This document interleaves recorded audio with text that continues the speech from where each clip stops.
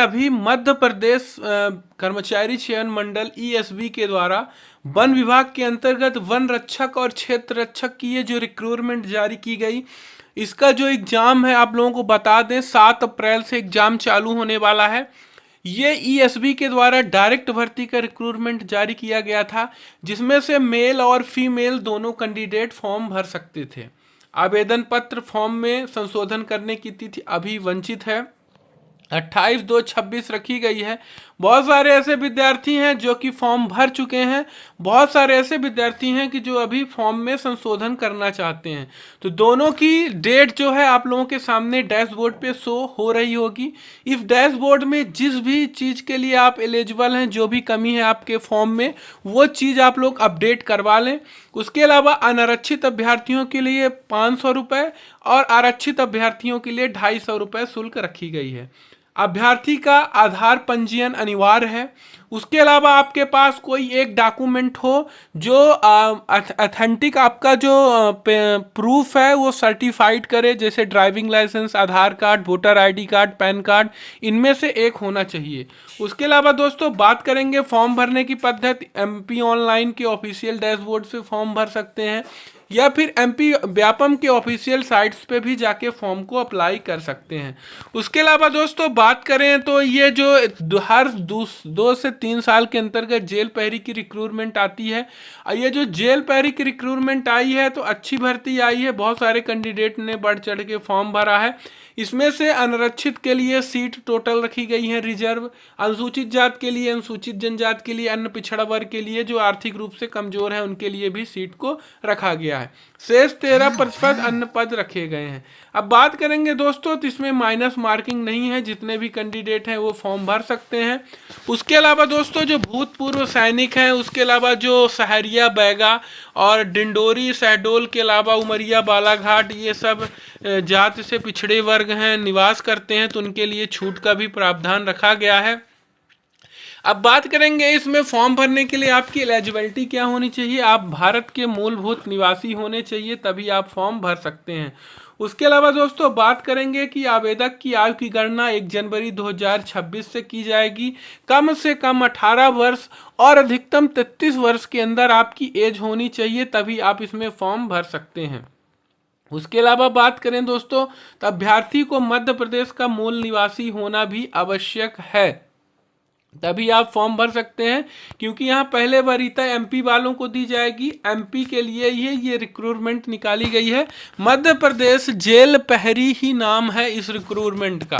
उसके अलावा बात करेंगे कि ऐसे अभ्यर्थी जो छटनी किया गया शासकीय सेवा को अपनी आयु में से उसके द्वारा पहले ही 7 वर्ष का अकल्प अवधि कालावधि भले ही 1 से अधिक बार की गई सेवाओं के कारण कम करने के लिए अनुजात किया गया हो, आयु उच्चतर आयु सीमा से 3 वर्ष से अधिक नहीं होना चाहिए। अब बात करेंगे दोस्तों कि इसमें जो संविदा के आधार पर भर्ती नहीं होगी, इस गवर्नमेंट भर्ती है, डायरेक्ट भर्ती रहेगी। और संविदा के आधार पर एमपीवी में अभी एक पहला गवर्नमेंट विभाग है जो कि सरकारी पदों पर भर्ती की जाती है और रेगुलर पद ही कहलाते हैं। बात करेंगे कंडिका में उल्लेखित राजस्व विभाग के अंतर्गत जो भी भर्ती का प्रावधान है पुराना ही रखा गया है। चयन प्रक्रिया का आधार, चयन प्रक्रिया कैसे होगा। पहले आपका वन रक्षक के पदों पर चयन है तो मध्य प्रदेश कर्मचारी चयन मंडल भोपाल द्वारा लिखित परीक्षा तथा मध्य प्रदेश वन विभाग द्वारा शारीरिक क्षमता परीक्षण लिया जाएगा। लिखित परीक्षा में अनारक्षित श्रेणी के उम्मीदवारों के लिए न्यूनतम 33, अनुसूचित जाति के लिए न्यूनतम 23 अंक अर्जित करना अनिवार्य रहेगा। उसके अलावा बात करें दोस्तों कि पाठ्यक्रम वन रक्षक पद के लिए लिखित परीक्षा मध्य प्रदेश कर्मचारी चयन मंडल भोपाल ईएसबी के द्वारा आयोजित होगी, जिसमें से 100 अंक होंगे, माइनस मार्किंग नहीं रहेगी। वैकल्पिक प्रश्न रहेंगे, एक वैकल्पिक प्रश्न 1 अंक का रहेगा।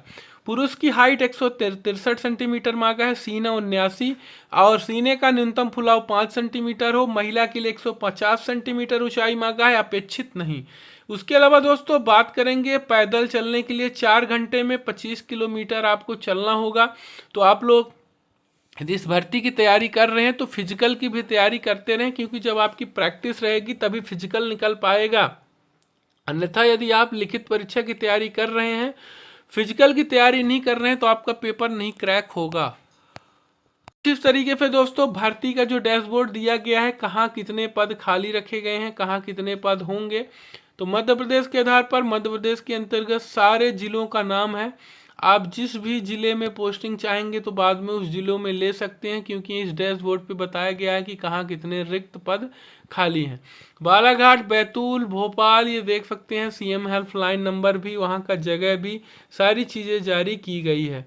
रीवा के लिए भी आई है, मुख्य वन संरक्षक वन वृत्त रीवा, जयंती कुंज झिरिया, सेंट्रल स्कूल मार्ग रीवा, ये देख सकते हैं कि सिंगरौली बस स्टैंड रोज महाराजा होटल के पास, मोरवा, सिंगरौली पिन कोड यहाँ दिया हुआ है।